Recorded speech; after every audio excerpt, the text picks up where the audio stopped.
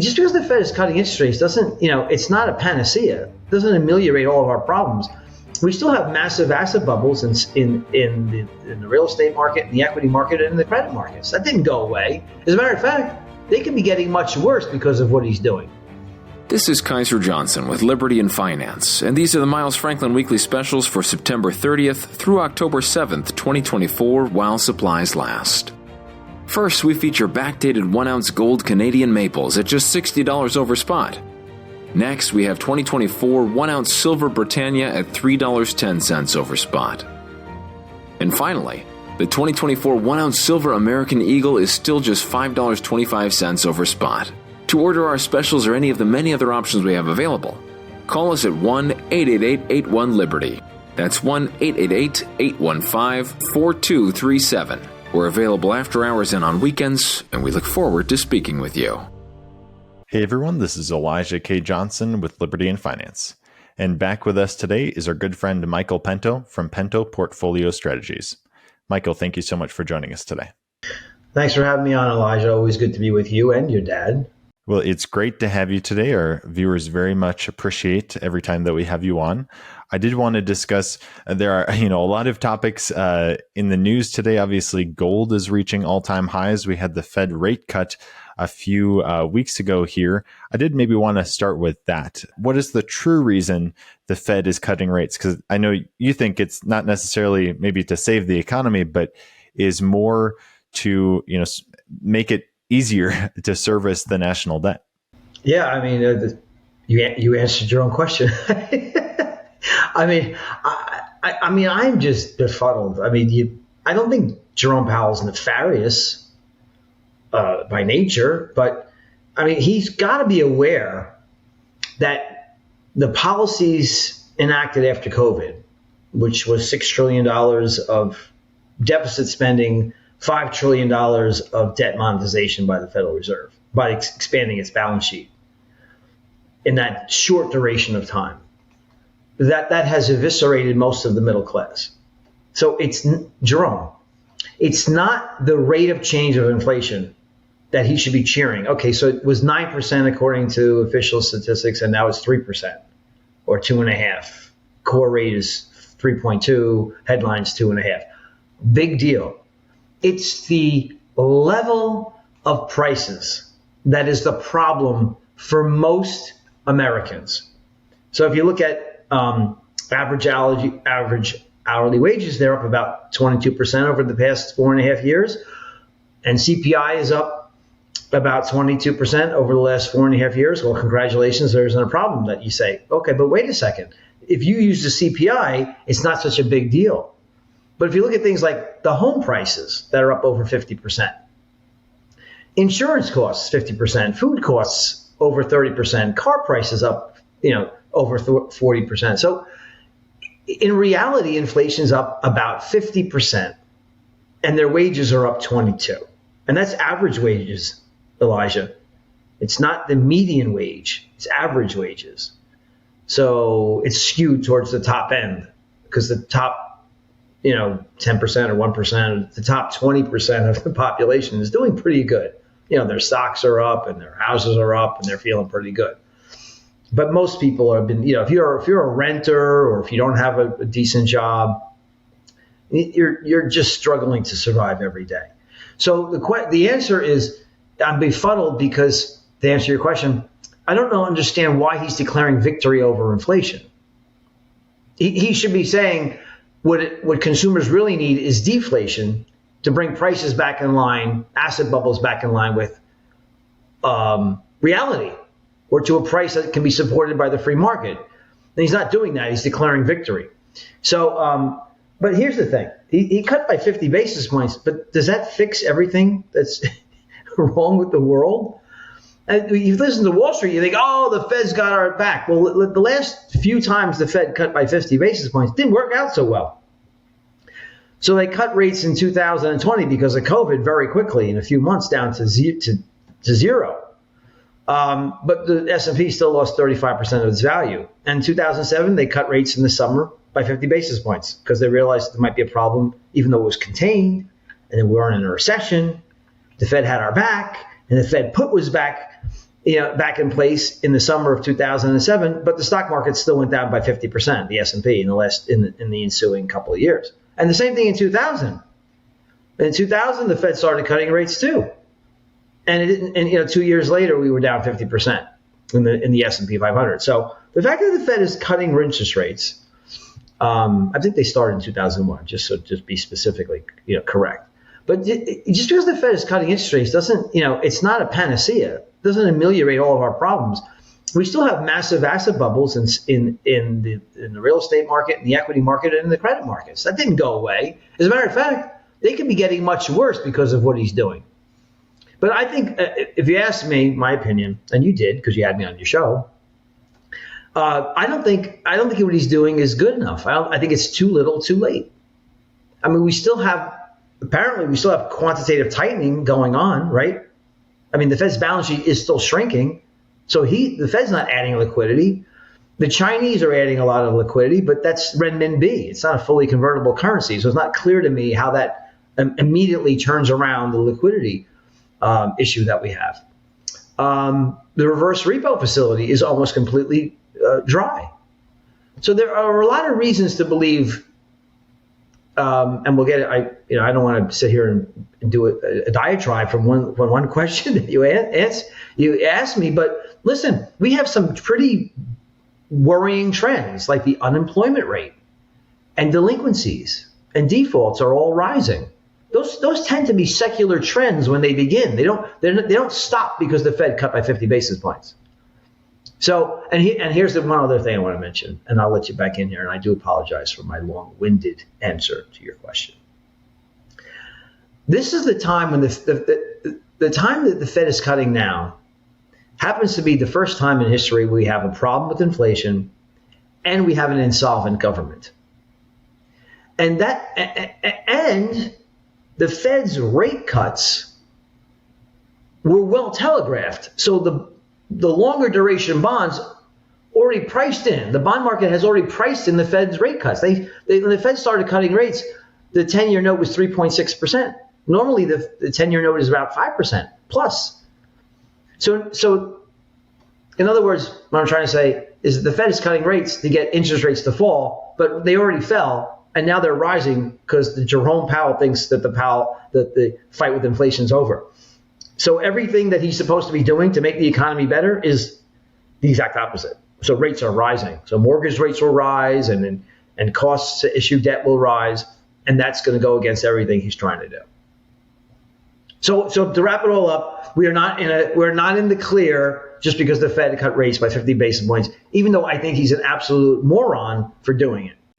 Now, a lot of people would say, well, they have a lot more room to cut, right? But your perspective on that, I mean, rates being, just under 5%, do they actually have that room? Well, they do. I mean, so the Fed funds target rate is 4.5 to 4.75 right now. They can cut to zero. They can cut to negative, especially if we have a digital currency, a CBDC. They can cut to negative. Negative 100% if they wanted to. They just say, put your money in the bank, and the interest we're going to charge you is 100%. You have nothing left, so you better not put your money in the bank. You better just spend it. That's what they could do. I mean, I'm using hyperbole, but they can cut rates to zero. They have a lot of room left to go. But if they did that, Elijah, like I just said, what would happen to long-term interest rates? What would happen to commodity prices if they did that? I mean, it's one thing to cut interest rates to zero or to 1%. They cut rates to 1% in 2001 to 2002.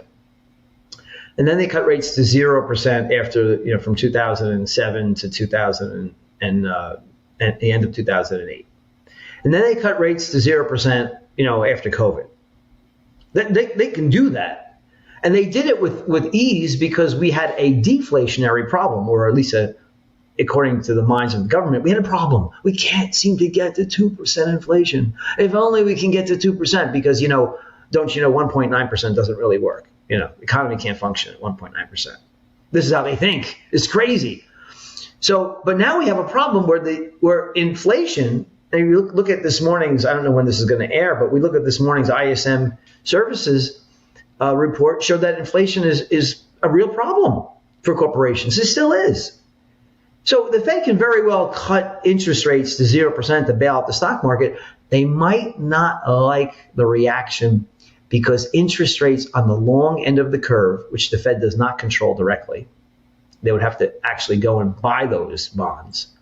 They're controlling the money market rate by the Fed funds rate. They have to go some massive QE program to buy long-term debt, U.S. Treasuries, which would be hyperinflationary. I'm not saying they won't do that, but they're not doing it now. They're supposedly doing QT, and you could have interest rates spike out of control, which would destroy real estate, would destroy the stock market. So I guess I'm saying there's no easy answer this time. It doesn't seem like there's an easy answer, and markets are obviously reacting to the situation right now in the financial system. I did want to get your perspective on gold, hitting new all-time highs above 2,600, really touching that $2,700 level. Do you think that gold right now is a bit overbought right now, or could it have further to run? I don't live in the world of overbought or underbought. That's a short-term thing. I just look at the secular trends of the economy. So the secular trend of the economy is for nominal interest rates to be lowered, and like we started out your first question, the Fed understands that the government can't pay $1 trillion in interest in debt, so they're going to have to get short-term and long-term rates lower. So if nominal rates are down, they do that by printing money, and that means real interest rates rise. So gold could be in a secular bull market that's just beginning. I don't care if it's overbought. I don't care if it pulls back 10% or 15%, 20%. I don't care. I mean, it's not nice to see. It's not going to make me happy. But I'm looking at long-term secular trends, and the trend is much higher, in my opinion. And that's because of lower interest rates? It's because of lower nominal and real interest rates. That's the only thing gold is really concerned about. Of course, World War III doesn't hurt it either. And God forbid that happens. But you do have a lot of geopolitical conflagrations going around. Not only Ukraine, you have the Middle East. So, I mean, that does tend to help the price of gold. But that's just historically speaking, that's just a very temporary blip. What gold is seeing is that the U.S., so we're looking at the dollar price of gold. The U.S. is becoming insolvent. Debt and deficits are out of control. The Fed can't raise interest rates to fight inflation. They panic to lower interest rates. That's less competition for gold, which pays no interest. And it pushes more people into that hedge. Now, when it comes, I guess, to the big picture, as we were talking about at the beginning, how there's, the Fed is cutting rates, trying to save things. They could bring rates down to zero. But at the end of the day, there are these three bubbles, the stock market, real estate, and bonds, that we've talked about so much on this channel, that really it doesn't seem like the Fed can really do anything about that. Things are so overvalued right now that they have to crash. So can you maybe give us a further update on that, where you see that heading? I think they have to crash. I don't see, getting the timing right is, I manage money for a living, Elijah, as you know. So I'm not net short the market right now. I don't even have any shorts at all, except for a very tiny short in high yield. It's my only short that I have. But I'm long India, working out well. I'm long gold. I actually bought some silver recently. That's, I think that's on the verge of a major breakout. I own utilities. We own all kinds of things here because it's not time yet. My model is built, my inflation, deflation, economic cycle model is built as a timing tool. But just because it hasn't triggered me to get net short the market doesn't mean that I'll never have to get there. Because like you said, these problems are extant and they haven't gone away. They're only getting worse. The debt continues to pile up. Corporations are issuing more and more debt. If you look at total non-financial debt to GDP, it's at a record high.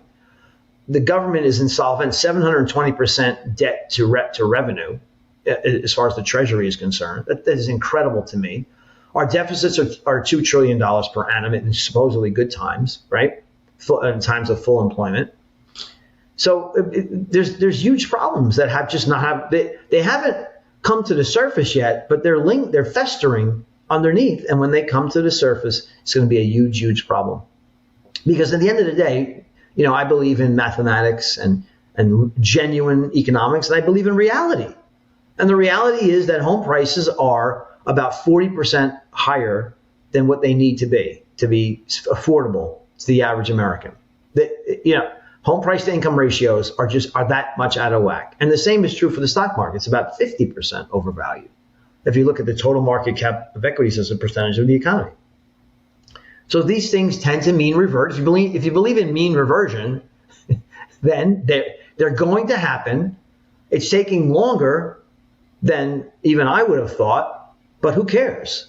I mean, there's just so much liquidity out there, and the Fed and other governments keep trying to delay the inevitable. But you can't delay the inevitable. I mean, in the national course of listen, let's just take an example. I'll give you a perfect example if you're confused about what I'm talking about. Let's look at Japan.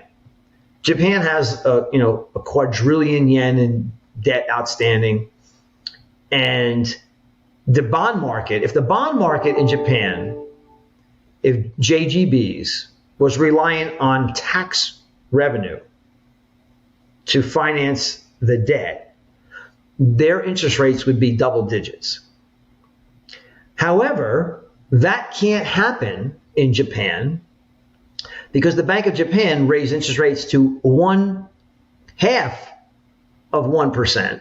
And it caused chaos in the global markets because it was an unwind of the yen carry trade and markets were flushed down the toilet. The Bank of Japan can't even raise interest rates to 1/4 to 1/2%. But that's because the Bank of Japan owns almost all of the government bonds. A vast majority of JGBs, Japanese government bonds. So this is what we're heading into. So in reality, the 10-year note has no darn business trading at 3.7% or 3.8%. No way. Not with inflation just ending 9% and an insolvent government and $2 trillion deficits. No way. So without the Fed's balance sheet being now $7 trillion, and without the Fed's put out there, interest rates would be much higher, which would bankrupt the country because we have so much debt. So the Fed has to print money, but if the Fed prints money, you get inflation, and that means bonds have to rise. Bond yields have to rise. So it's catch-22. And that's what happened. This is not a new phenomenon. This is what happened in every country that has went bankrupt in the past, which you print money to make the debt solvent, which causes inflation, which causes interest rates to rise. So you have to print more money, causes hyperinflation, and you destroy the economy. I mean, that's where we're headed, unfortunately. And I never thought that, when I was a kid, I first got in this business in 1991. I never thought we would let this happen. But we were supposed to be a country that tied our monetary policy to gold. That was destroyed completely in 1971. I'm old enough to remember 1971. Not really. I was only 8 years old, so I wasn't watching Tricky Dicky back then and closing the gold window. But I remember how terrible the 70s were because of gas lines and everything. My father had to get up at like 4 o'clock in the morning to sit on a gas line to get an odd and even license plate number to get gas. Do you remember that, Elijah? How old? Come on. I don't think you remember that, but I bet your dad did. No, that was before my time. A little bit, right? He's like, what is he talking about? But inflation has destroyed every fiat currency throughout history, and unfortunately, the United States is traveling that same road because our balance sheet, the Fed's balance sheet, which is called high-powered money, was zero before 1913. But from 1913 all the way to 2007, it took them all those years to print $800 billion. And from 2007 to 2022, that $800 billion went to $9 trillion. Zimbabwe would almost blush. $9 trillion of high-powered money, which is, well, why do we call it high-powered money? Because it's physical currency and coins in circulation plus Fed credit, which is the building blocks of all money. It goes into the banks, and the banks use those reserves to create loans and to buy bonds and to expand the money supply. That happened in the United States. That happened. And unfortunately, I think it's going to happen again. And imagine if the Fed's balance sheet goes to $20 trillion, $30 trillion. and you don't want to own gold. I mean, and I don't use curse words. I try not to do that, but I'll just say I'll call it Bitcoin. I'll be kind. Bitcoin. If Bitcoin can go to $63,000 a unit, then why can't gold go to a few $1,000s an ounce? Because and I don't know why I went down this road. You have to forgive me, but gold AU comes from exploding stars, and it's an element in the Earth's crust. It's very limited, and you can't create any more of it. It can't be created. Okay, and it's beautiful, and it's virtually indestructible, and it's extremely rare. However, cryptocurrencies are based on blockchains, which there are unlimited numbers of blockchains that can be created, where this ledger, digital ledger, or a coin can ride along. So they're not unique. I don't care if there's 21 million units of Bitcoin, because there's thousands of cryptocurrencies that trade that do pretty much the same thing, right? So I'm finished with my diatribe there. Go buy yourself some gold. And listen, I don't sell gold. I'm just saying that if you believe, like I believe, that real interest rates are falling and nominal rates will be capped because the government is insolvent and they can't afford to pay interest on the debt, which is why Mr. Powell lowered interest rates in the first place, then you need to buy gold. I think that those are such good points there. And I mean, when it comes to gold and silver, I mean, it's having something real outside the system, something you can touch, that is, it's such a different, I guess, paradigm shift, right? From just having all your assets on a computer screen. And it's important to realize, if you can hold it in your hand, it can't be inflated away. And I think that's so key, that during times of crisis and during times of currency crisis, as you've mentioned that we're probably going into, people rush back to what's real. I did want to ask you, maybe to wrap up here, your outlook then to the end of the year. You said that economic data is probably just going to get worse. But as we look into the election to the end of the year, do we go into recession? What kind of economy do you see us having? Fortunately, Elijah, I don't have to predict going out months and months and months and quarters and years. I don't do that. So the model is updated every day. And I'm going to stick to my model. Right now, the model says that economic growth is going to slow. And there's no reason for me to believe that economic growth is going to surge. It's just not going to happen. There's not going to be a huge reflation of growth. So I'm looking into the middle of 2025. There could be a fiscal cliff coming. So if we have a divided government, and I don't know if we are or we aren't, but the odds are very high that we will have some form of divided government. So one, Republican, Democrat has the White House, and Congress is split. And that means it's going to be very difficult to extend the Trump tax cuts, which were instrumental in causing inflation and growth to jump in his first term.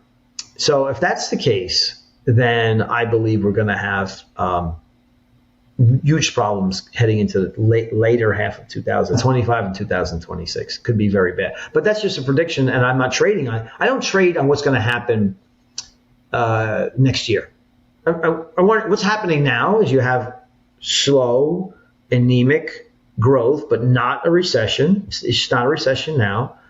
We have a lot of problems in the economy. The allocation is for bond and bond proxies, which have worked very well. We have some physical gold and physical silver. We have India in the portfolio. We have utilities in the portfolio. So we have no shorts except for a small short in high yield. We're going to hold that. And when things change, I change. But the model is a predictive model. So it predicts when things are going to change. And right now, it doesn't tell me I need to get all panicky about the stock market. So I'm not going to do it.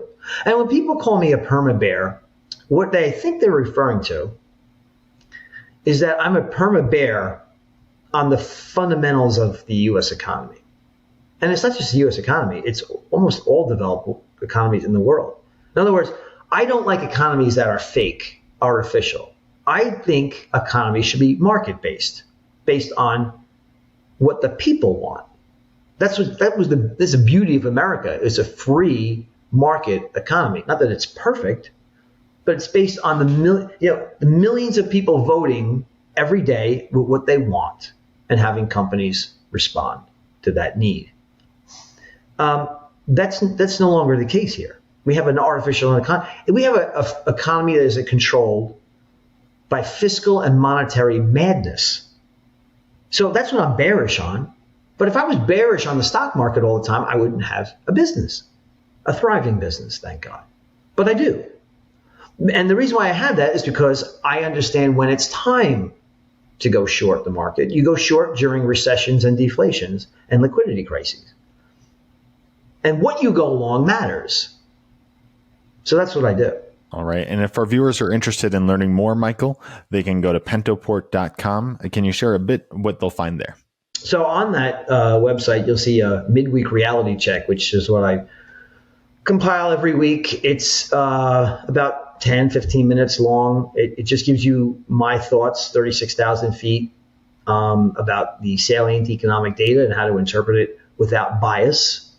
And then that's $50 a year. And if you have $100,000 to invest and you're a U.S. citizen, I will directly manage your money in the inflation, deflation, and economic cycle portfolio.